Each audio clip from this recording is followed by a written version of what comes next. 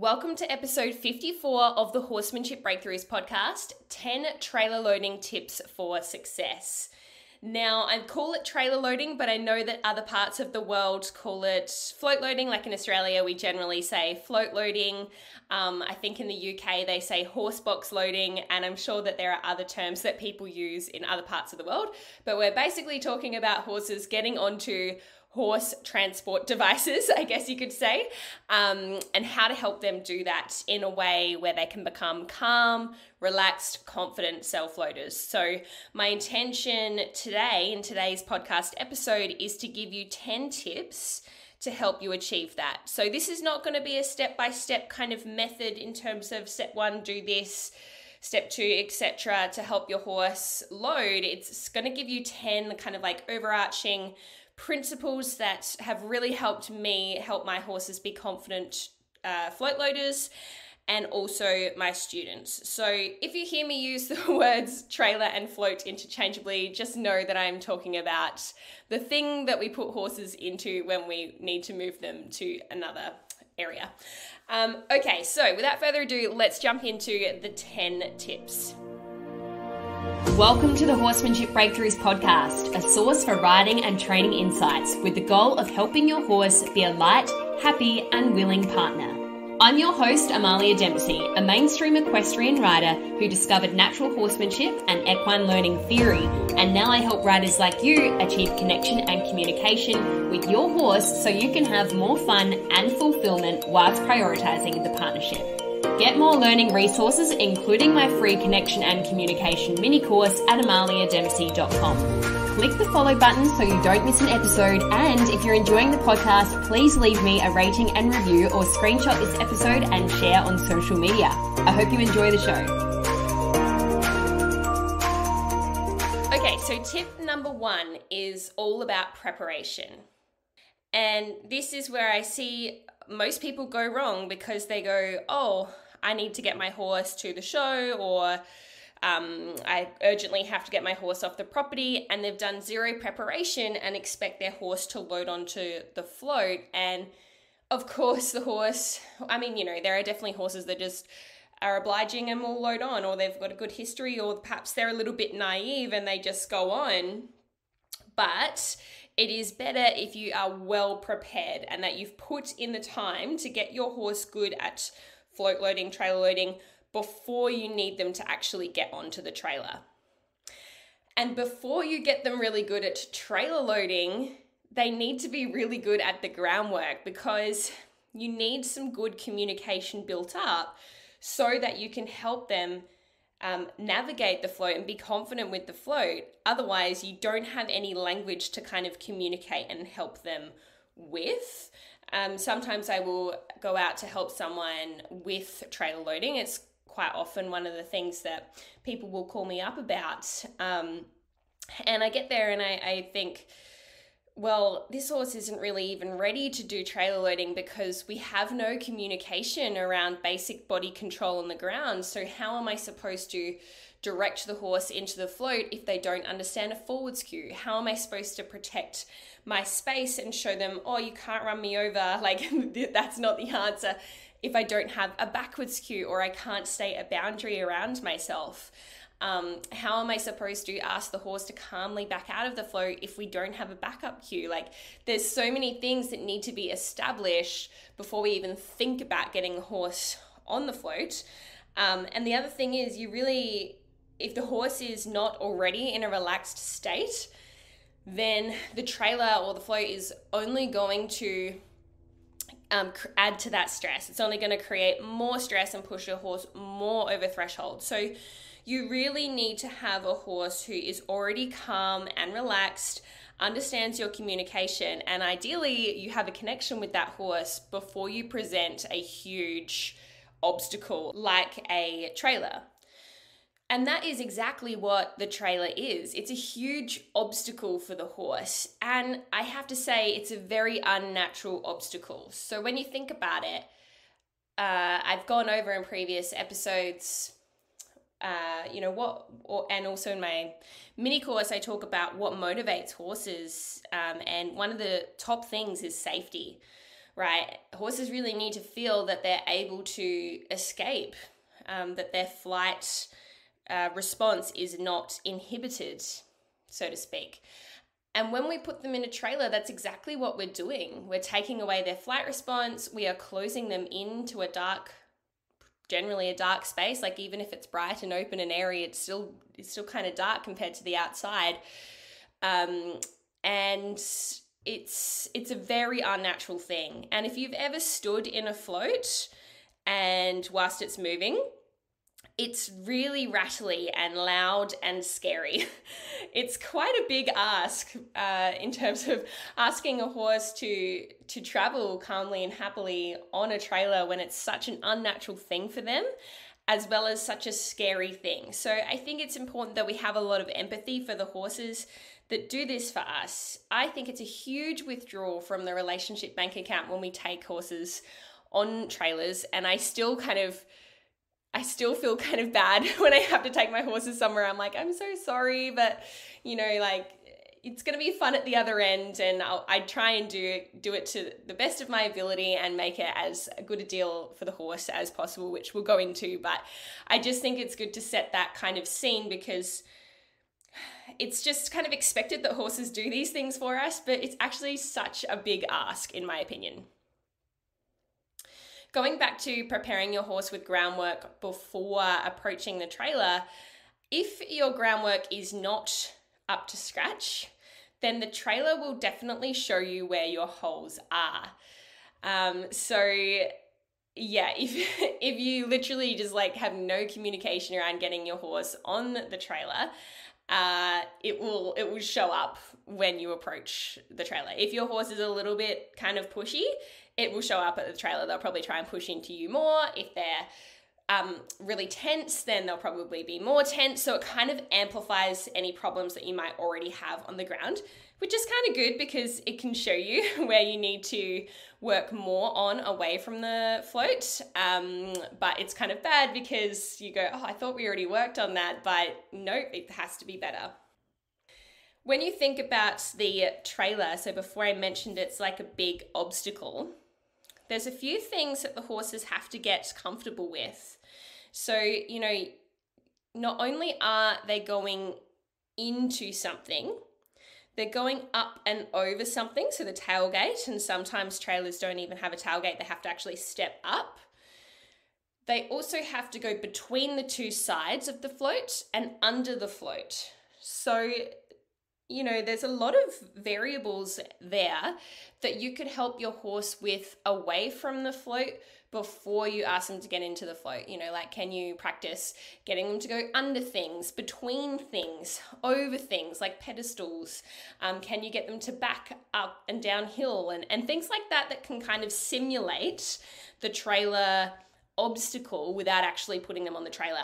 And the good thing about doing simulations is you're not going to create a negative experience with the float or trailer when you're simulating the obstacle, because they're not, if let's say they do have a challenge with an obstacle that's not the trailer, they're not creating that negative association with the trailer. So preparation is the first tip. Make sure you've got good groundwork. If you do not know what kind of groundwork to do or even where to start, then I have a whole academy around how to do groundwork and how that relates to other things and implementing the fundamentals. So you can check that out. I've spoken about that lots on the podcast before, Horsemanship Fundamentals Academy. Or get a coach, get a local coach to come and help you. And groundwork isn't something you do once and it's done. It's like something, your fundamentals are something that you carry with you throughout. And they're absolutely vital if you want to have a horse who's good at loading onto the trailer. So tip 1 is preparation. Tip 2 is stay calm and relaxed.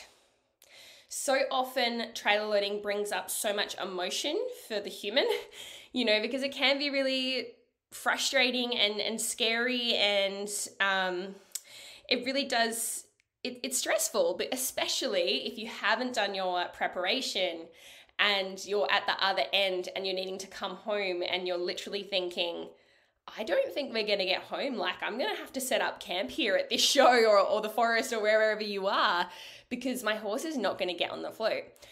And you really want to avoid that feeling. You don't want to feel like you're playing Russian roulette with the float, like, is my horse going to load at the other end or not? I have no idea. Like, please do not take your horse out until you know 100% your horse is going to load at the other end. Because if you don't have that, of course you're not going to stay calm and relaxed. Of course you're going to be stressed and worried, because I would be too, you know.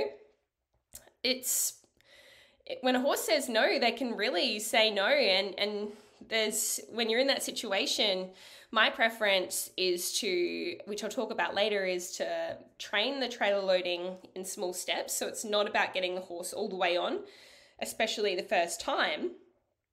But when you're put in that situation where you're at the other end and you need to get home, you can't end the session when the horse just puts 2 feet on the tailgate, because you got to get home. You got to get the horse all the way in, which means that you might have to use more pressure, which you're usually not comfortable with, etc. So it can become a bit of a negative experience for both you and the horse. So trailer loading does bring up a lot of emotion for both the horse and the human, which is why it's so much better if you do all your preparation at home, where you can stay calm and relaxed and reward small steps and not feel like you have to get the horse all the way on. And remember that frustration begins when knowledge ends. So if you find yourself getting frustrated and tense and angry even, just know that that's probably a sign that you need a better strategy, or what you're doing isn't working. You need some kind of help, and there's plenty of help out there. And that's probably why you're listening to this episode. But I just think it's important the reason why I say stay calm and relaxed is your horse can feel that energy from you. And it's especially important that you stay calm and relaxed when your horse offers to go forwards onto the float. Because sometimes I see people ask the horse to go on, the horse makes a little bit of an effort, and that's when they get more animated and say, yes, great, like keep going. And it's like, no, you want to stay really calm and relaxed in those moments to show your horse that you're kind of really chill about this whole getting onto the trailer nonsense. If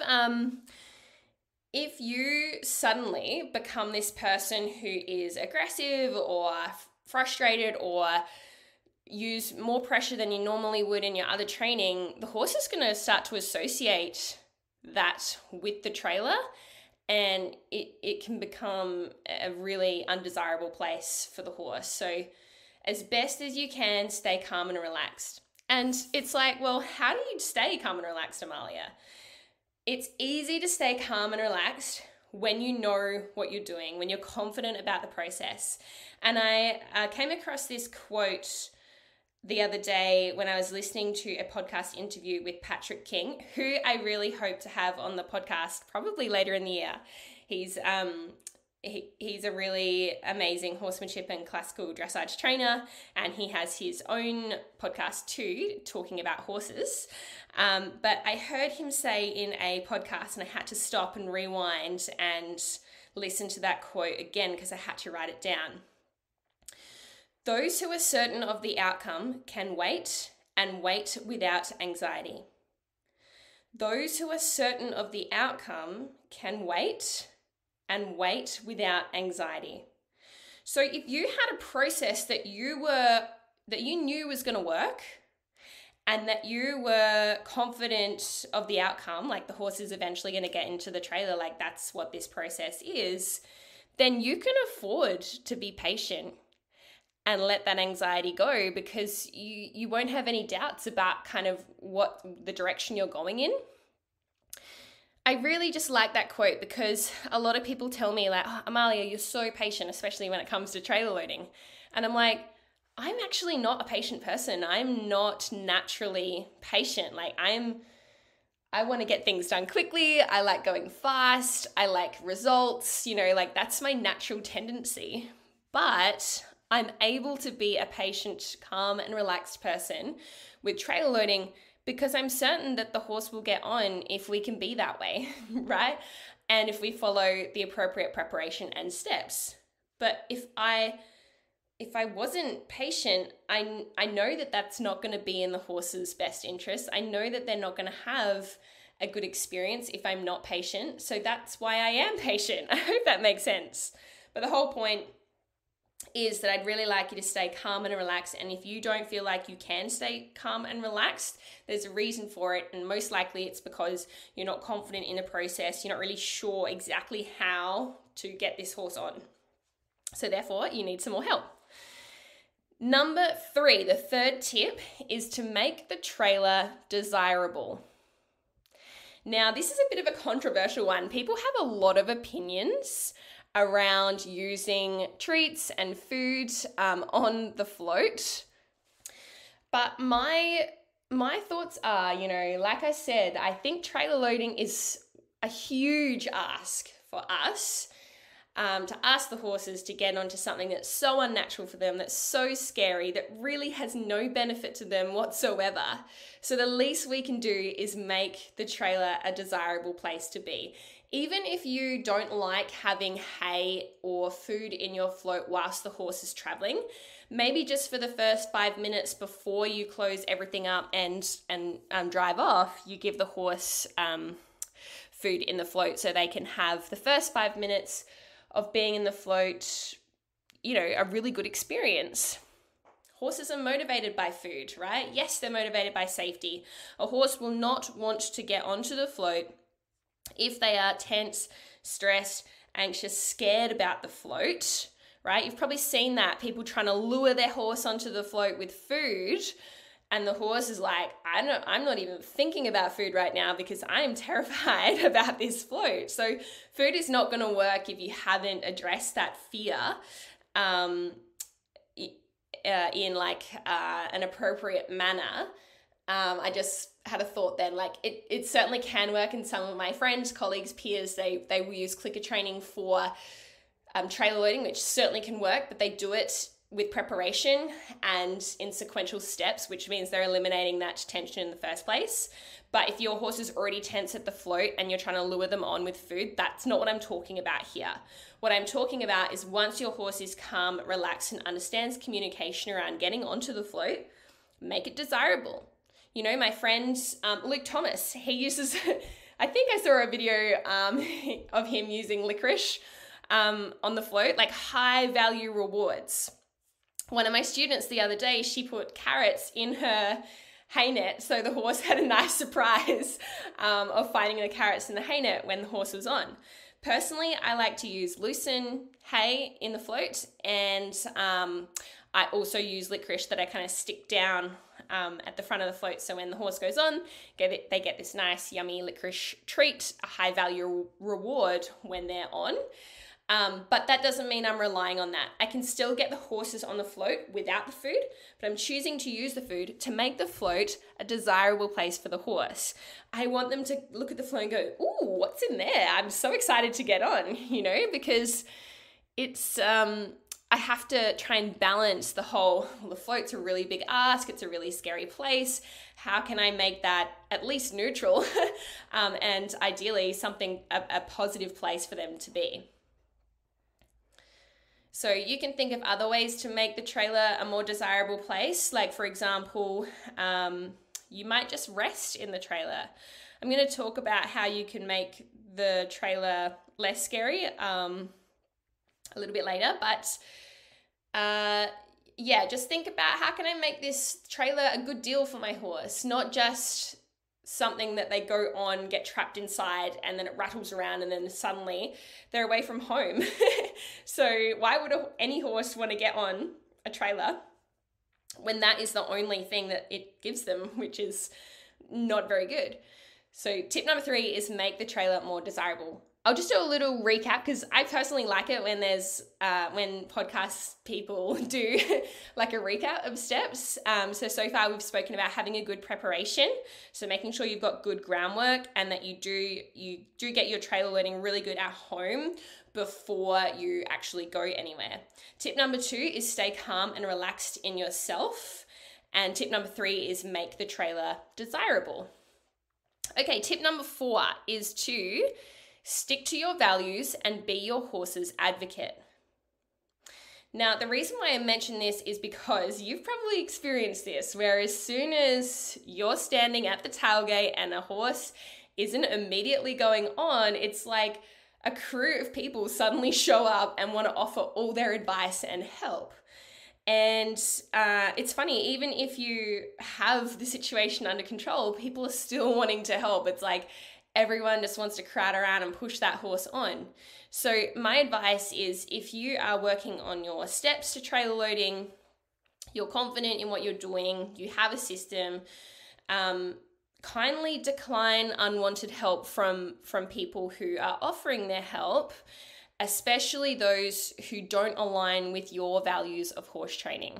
Okay, so the last thing you want is someone who might be more experienced than you, but perhaps isn't on the same page in terms of your horse training values, take over the lead rope and give your horse a bad experience at the float. Okay, so we really want to try and avoid traumatic or negative experiences for the horse around the float.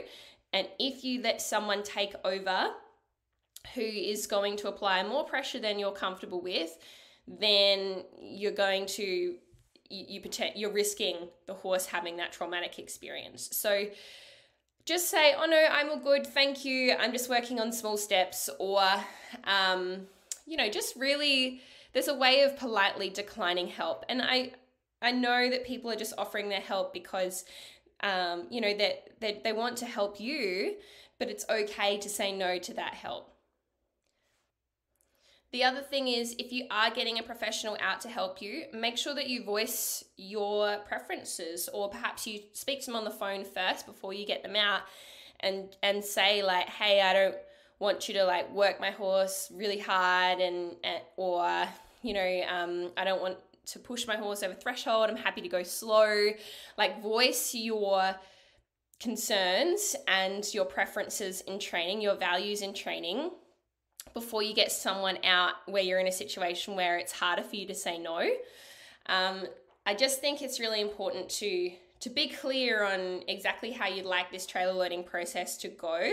Even though those techniques, those more like harsher techniques, you could say, work, as in, you'll probably get the horse on, like, is it really how you want to treat your horse? Is it how you want your horse to associate with the float, etc.?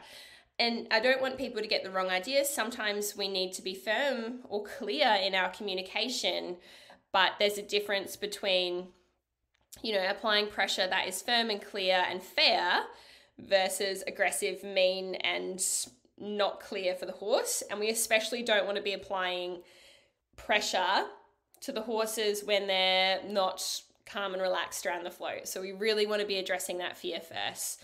So tip number 4 is to stick to your values and be your horse's advocate. Make sure that you're very clear on how you would like this trailer learning process to go, and speak up for your horse.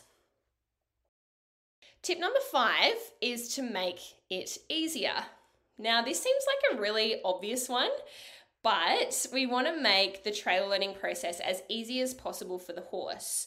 So in order to do that, we need to make the float or trailer as bright and open and airy as possible. So open the front doors, open the tailgate and the barn doors, bring the divider across, or take the divider out completely. You want it to be as easy as possible for the horse to take the option of going onto the float, versus, if you had everything enclosed, it's going to look a lot darker and spookier and kind of a bit more of a squeeze for the horse to kind of fit on the float if you've got the divider in still.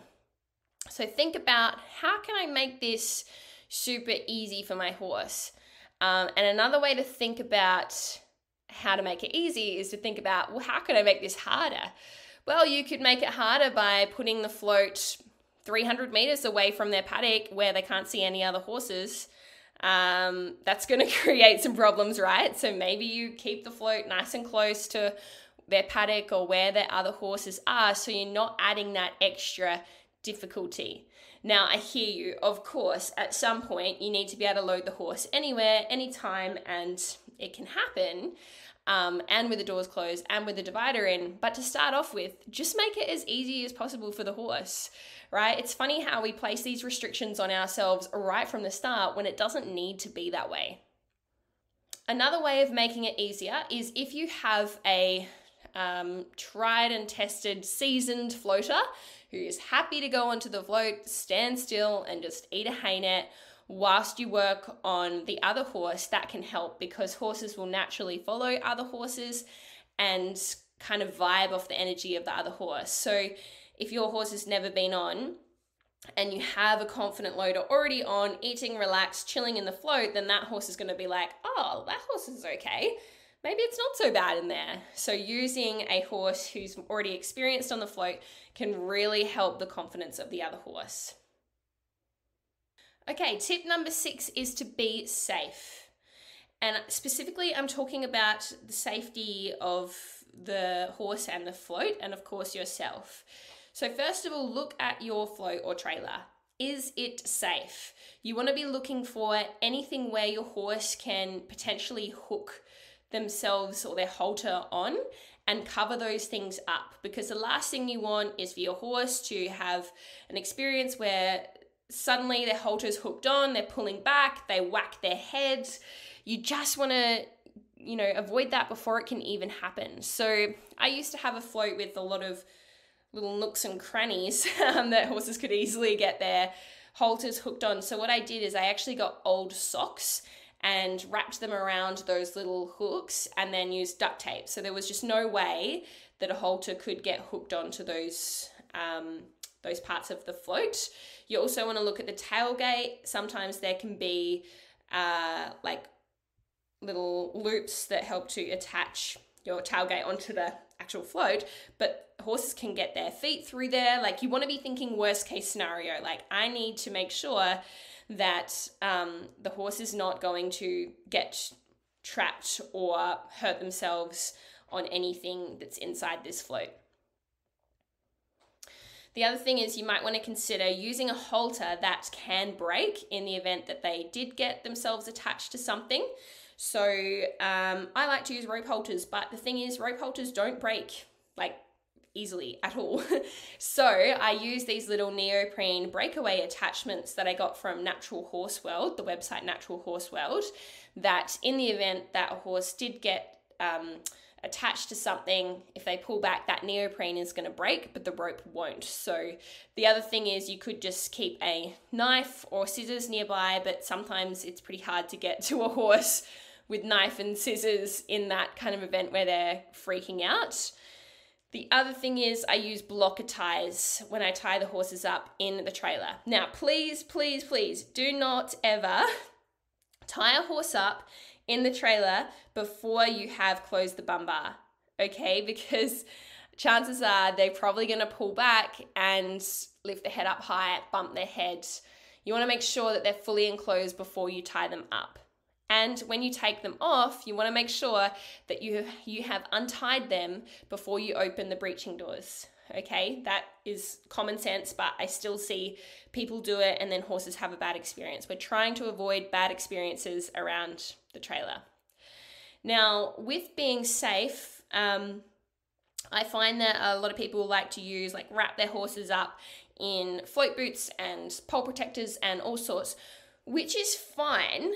My preference is I don't use any of those things. I just find the horses are more comfortable without them, and I worry about them coming off during traveling, and just one less thing to kind of worry about.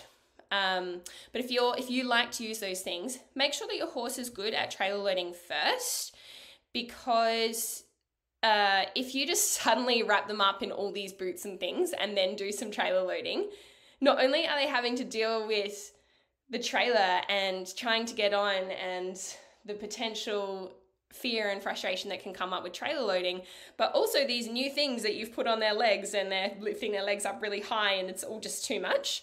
So try and only change one thing at a time so it's easier for the horse to kind of navigate. Maybe get them really good at the trailer loading process first before you think about wrapping them up in all the stuff to protect them. But in my experience, I just find that horses are more comfortable without those things. And if they're safe, comfortable, confident travelers, they shouldn't really need that level of protection either. I just find float boots kind of a bit clunky and not very secure either. So perhaps if you did want to use boots, you could use another form of boot or a closer fitting boot that's not going to be as insecure, so to speak. Okay, tip number 7 is that the goal is not to get the horse on. And you might be thinking, hang on a second, Amalia, I'm listening to this episode because my horse won't get on the float. The goal is definitely to get the horse on. But hear me out. So many people are just so obsessed with getting the horse on the float and closing them in. But I want you to change your mindset. It's not really about getting the horse on. It's about your horse's experience on the float and about their understanding of what it is that you'd like them to do. I see so many times that, the horse gets on the float finally, and then suddenly people are closing the breeching doors and closing the tailgate as quickly as possible. And that's one of the biggest mistakes that I see. It's one of the worst things you can do, because the horse has finally gone, oh, I think it might be okay in there. I think I'll give that a go. And then you you close them in, you give them this claustrophobic feeling. You want to help the horse be calm and relaxed, just standing in the float before you even think about closing the breeching doors. The goal is to help the horse feel comfortable, confident, and relaxed, and understand your communication around the float. Not about getting the horse on as such. Of course, eventually we would like that, but if you think about your process, depending on where your horse is at, it might be your goal for that day just to get 2 feet on the tailgate, or 2 feet on just inside the trailer, but not necessarily all the way in. So the end goal is to get the horse on, but your goal within a session might not be to get the horse all the way on. You need to work out where your horse's current threshold is and play with that until that's better before you move on to the next. And I'll speak more about the different steps a little bit later. Let's do a little recap. So far we've spoken about, first of all, having good preparation. Secondly, staying calm and relaxed. Thirdly, make the trailer desirable. Fourthly, stick to your values and be your horse's advocate. Fifthly, make it easier. Sixthly, be safe. And the 7th tip is the goal is not to get the horse on. The 8th tip is understand that horses with trauma or previous bad experiences will likely take longer. Now, this can be a little bit of a hard one to swallow, but I have found that horses who haven't ever seen a trailer before, who haven't had any experience, they're a little naive to what the trailer is about, they are fairly happy to go on. They're kind of curious. Right, especially when accompanied with another horse in the right, and it's approached in the right way. But once a horse has had a bad experience with a float, the damage has kind of been done.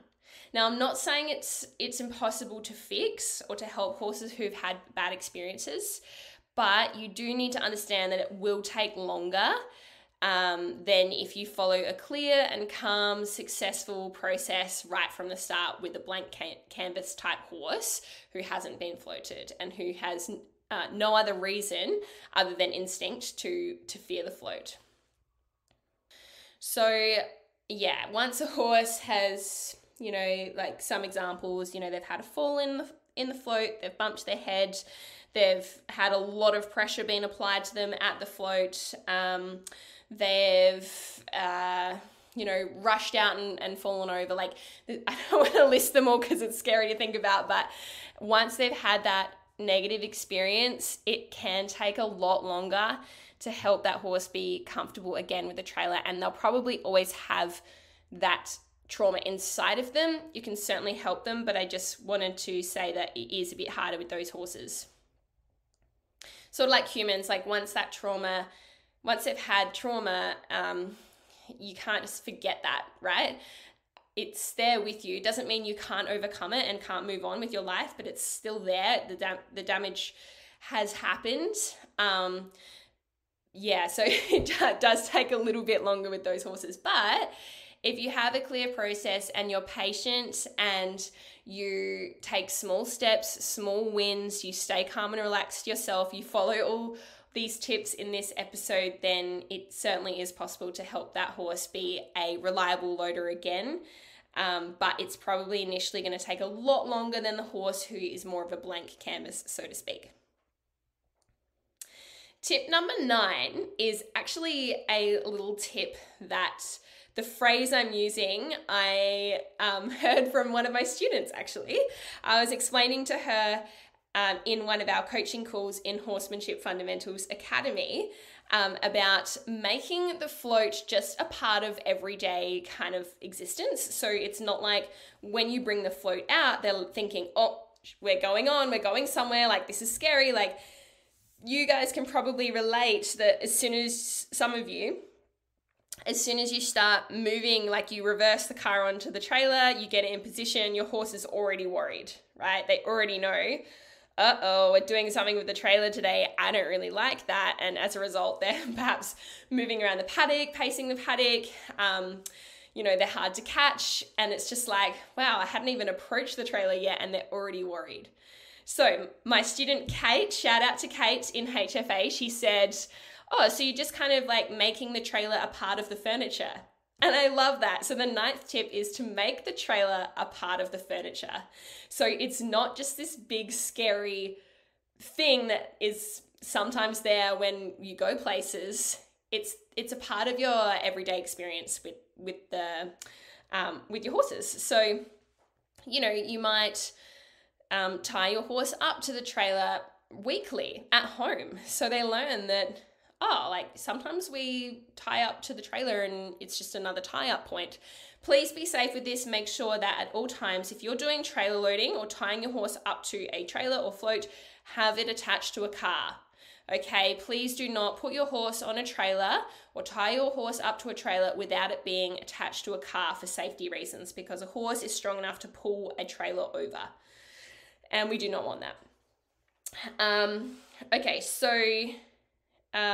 With making the trailer a part of the furniture, sometimes you might just load your horse on the trailer and not go anywhere, just to check, can I put my horse on and take them off? Maybe you load your horse onto the trailer and let them have a hay net for half an hour, but you don't go anywhere. Tying up, certainly, just being around the presence of the trailer without it being like a big deal. I talk about making it a non-event. You don't want your horse to see the trailer and go, oh my gosh, something bad is about to happen. You just want them to see it as a part of the furniture, just like, the arena or the wash bay or the barn, the stables, whatever. It's just like another thing that's a part of their life in the human world. So you might think about where you actually keep your trailer. I mean, ideally it's undercover. Personally, I don't have anywhere undercover to keep my trailer, but I do keep it near where I tack the horses up, where I play with the horses. So it's kind of always around us.